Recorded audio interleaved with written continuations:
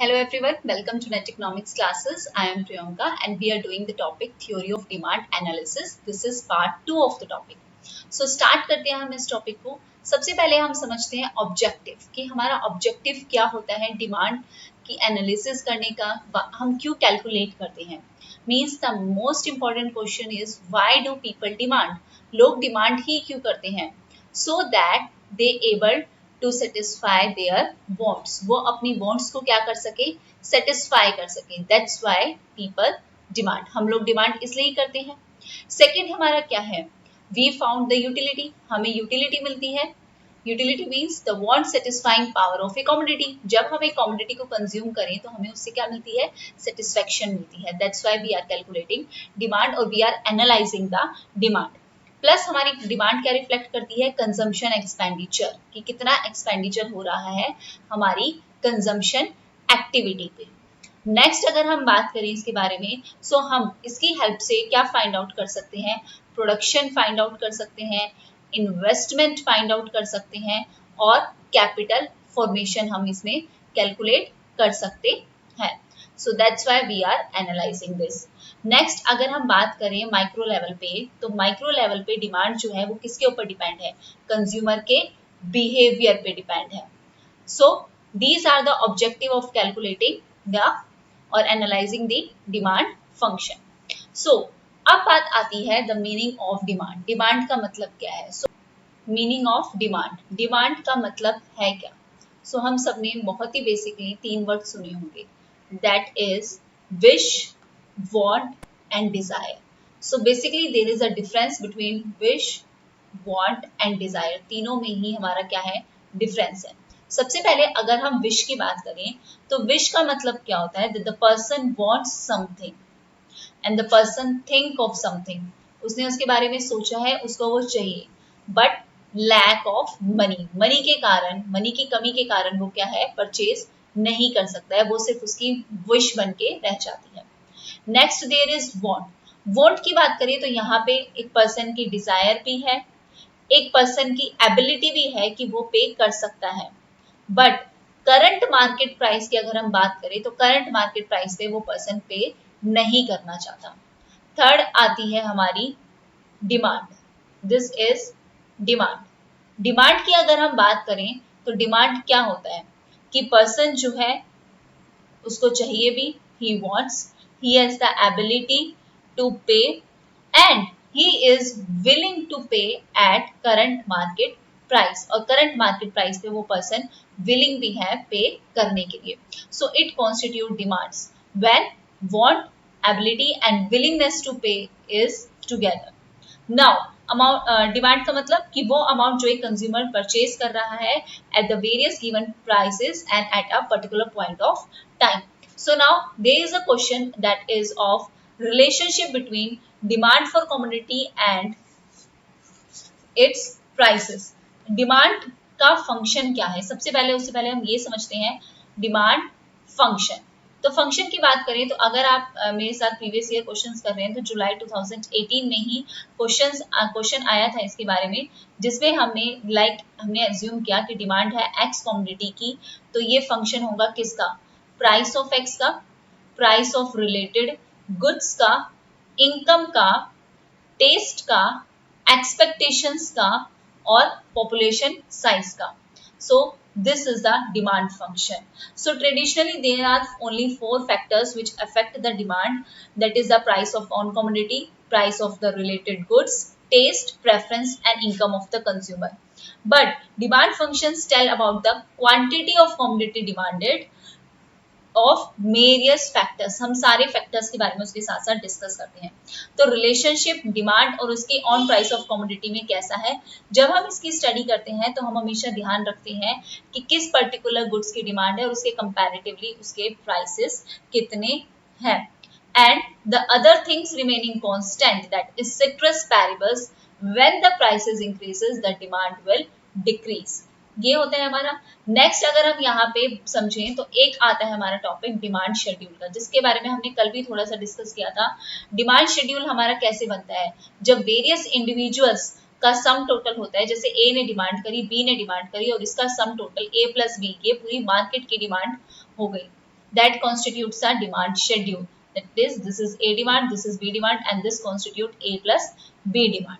So next यहाँ पे जो क्वेश्चन आता है वो आता है that why demand curve slopes downward. Demand curve जो होता है वो डाउनवर्ड स्लोप्स क्यों होता है? What is the reason behind that? Why demand curve slopes downward. ये हम छोटी छोटी चीजें भी इसलिए कर रहे हैं क्योंकि कहीं से भी किसी भी तरीके से क्वेश्चन जो है वो पूछा जा सकता है. तो सबसे पहले there is law of diminishing marginal utility. Law of diminishing marginal utility को प्रोपाउंड करने वाले थे हमारे Marshall, that is Alfred Marshall. यहां से क्वेश्चन आता है और ये लॉ क्या स्टेट करता है कि जब एक कंज्यूमर हर एक सक्सेसिव यूनिट को, एडिशनल यूनिट को कंज्यूम करता जाता है, सो उससे मिलने वाली यूटिलिटी जो है वो डिक्लाइन होती रहती है. और अब उससे मिलने वाली जो एडिशनल यूटिलिटी डिक्लाइन हो रही है, तो इसका मतलब क्या है कि एक कंज्यूमर जो है वो डिमांड ज्यादा करेगा जब उसके प्राइसेस कम होंगे, क्योंकि अगर वो लगातार कंज्यूम करता जा रहा है तो उससे मिलने वाली यूटिलिटी तो कम होती जा रही है, तो वो ज्यादा प्राइसेस पे क्यों करेगा. नाउ सेकेंड रीजन क्या है हमारा कि डिमांड कर्व हमारा डाउनवर्ड स्लोप होता है? There is a substitution effect. Substitution का इफेक्ट पड़ता है, ऑब्वियसली सब्स्टिट्यूशन का इफेक्ट पड़ता है कि अगर हमारे किसी पर्टिकुलर गुड्स के, मान लो एक्स के प्राइसेस राइज हो रहे हैं, तो हम उसका सब्स्टिट्यूट देखेंगे. अगर वाई के प्राइसेस उसके कंपैरेटिवली कम है तो हम वाई की डिमांड को क्या कर देंगे?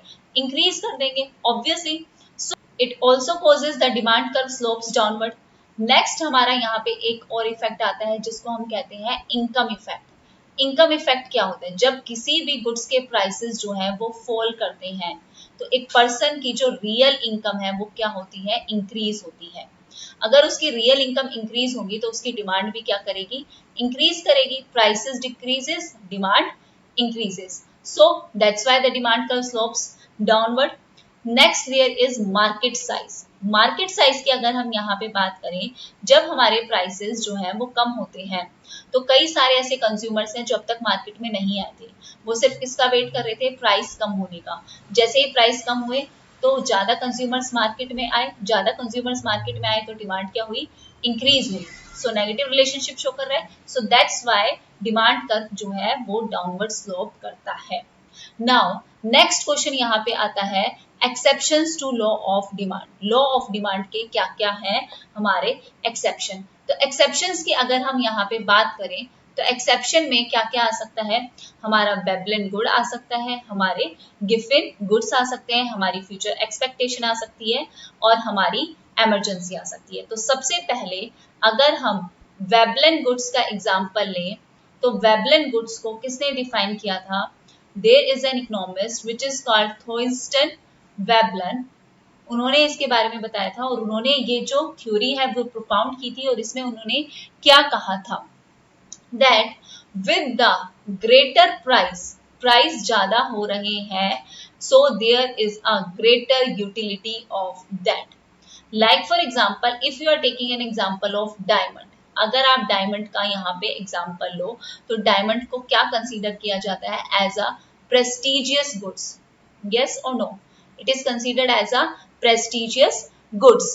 तो यहाँ पे इसके जो कंसेशन है, जो इसकी पोजेशन है, वो क्या शो करती है? As a status symbol. Like for example iPhone X ले लो, आपको स्टेटस सिंबल शो करेगा. प्राइसेस इंक्रीज हो रहे हैं तब भी उसकी डिमांड पे ज्यादा इफेक्ट पड़ नहीं रहा. जो रिच पर्सन है वो तो परचेज कर ही रहे हैं.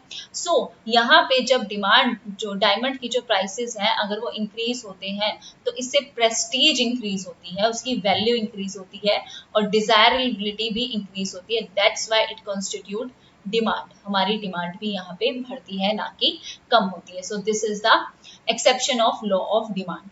सेकंड अगर हम यहाँ पे बात करें तो सेकंड है हमारा गिफिन गुड्स. गिफिन गुड्स की अगर हम बात करें तो इस थ्योरी को प्रोपाउंड करने वाले थे हमारे sir Robert Giffen. Sir Robert Giffen ने इस थ्योरी को प्रोपाउंड किया था और उन्होंने क्या बोला था? उन्होंने ये चीज ऑब्जर्व करी थी कि प्राइसेस के इंक्रीज होने से हमारी डिमांड भी इंक्रीज हो रही है, even of the inferior quality goods. Inferior से भी जो बेकार क्वालिटी के हैं उनकी भी डिमांड जो है वो इंक्रीज हो रही है. लाइक फॉर एग्जांपल अगर हम बात करें ब्रिटिश वर्कर्स की, इन्होंने यहाँ पे एग्जांपल लिया था ब्रिटिश वर्कर्स का. ब्रिटिश वर्कर्स जो हैं उन्होंने उनकी मेन डाइट क्या थी? Bread. Bread was their staple diet, main important diet. और जब ब्रेड के प्राइस इंक्रीज हुए तो ब्रेड की डिमांड भी इंक्रीज हुई। ऐसा क्यों? जब किसी चीज के प्राइसेस इंक्रीज होते हैं तो उनकी रियल इनकम जो है वो फॉल करती है। अब वो सब्सटीट्यूट नहीं कर सकते। पहले अगर वो मीट भी कंज्यूम कर रहे हैं और प्राइसेस इंक्रीज हो रहे हैं हमारी मार्केट में, तो उनका सब्सटीट्यूशन ब्रेड ही होगा। बेशक से चाहे ब्रेड के प्राइसेस ज्यादा हो, तब भी उन्हें ब्रेड जो है वो कंज्यूम करनी पड़ेगी। So it shows a direct relationship between price and quantity demanded. Next हम यहाँ पे एक और एग्जांपल ले सकते हैं जो कि है हमारा इमरजेंसी का। इमरजेंसी जैसी सिचुएशन होती है, like for example natural calamities अगर आ जाती हैं, तब भी हमारे अगर प्राइसेस गुड्स के ज्यादा है तब भी हम उसकी डिमांड जो है वो रखते हैं। अगर नेचुरल डिजास्टर का केस आ गया तो बेसिक कमोडिटी है उसके प्राइसेस जो है वो हाई कर देते हैं, और जिसकी वजह से, क्योंकि पीछे से सप्लाई तो कम आ रही है उस पर्टिकुलर गुड की, तो लोग तब भी उस चीज को परचेज कर रहे हैं। Now there is an important topic. अब हम यहाँ पे एक चीज समझते हैं, diamond water paradox. Diamond water paradox हमारा क्या है? डायमंड वाटर पैराडॉक्स की अगर हम बात करें, एक सेकेंड, डायमंड वाटर पैराडॉक्स क्या था ये पैराडॉक्स, और कौन से ऐसे इकोनॉमिस्ट है जिन्होंने इस पैराडॉक्स को बताया था? सो डायमंड वाटर पैराडॉक्स को अगर हम बात करें तो इसको हम पैराडॉक्स ऑफ वैल्यू भी कहते हैं। पैराडॉक्स ऑफ वैल्यू भी हम इसे कहते हैं। सो paradox of value, although as you know that water is in the very whole amount and it is more useful than diamond, obviously water is our survival। बिना पानी के तो हम सरवाइव कर नहीं सकते, लेकिन तब भी अगर हम बात करें डायमंड की, तो डायमंड के prices in comparison to water हमारे ज्यादा हैं, जबकि वाटर तो हमारा सर्वाइवल है, इसके बिना तो हम जी ही नहीं सकते। सो एडम स्मिथ जो है, जो फादर ऑफ इकोनॉमिक्स हैं, उन्होंने कंसीडर किया है एक क्लासिकल प्रेजेंटेशन। ठीक है, इसका एक क्लासिकल प्रेजेंटेशन उन्होंने बताया है। हालांकि जो उसी टाइम के अदर जो इकोनॉमिस्ट थे, लाइक फॉर एग्जांपल हम जॉन लोकी लें या फिर जॉन लो लें, इन लोगों ने इस पैराडॉक्स को डिस्क्राइब नहीं कर पा रहे थे।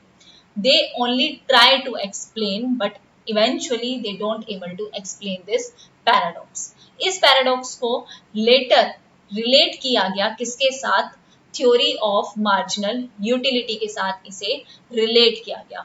और थ्योरी ऑफ मार्जिनल यूटिलिटी को देने वाले कौन थे? हमारे एल्फ्रेड मार्शल। इस चीज को रिलेट किया गया थ्योरी ऑफ मार्जिनल यूटिलिटी से, और देने वाले हमारे कौन थे?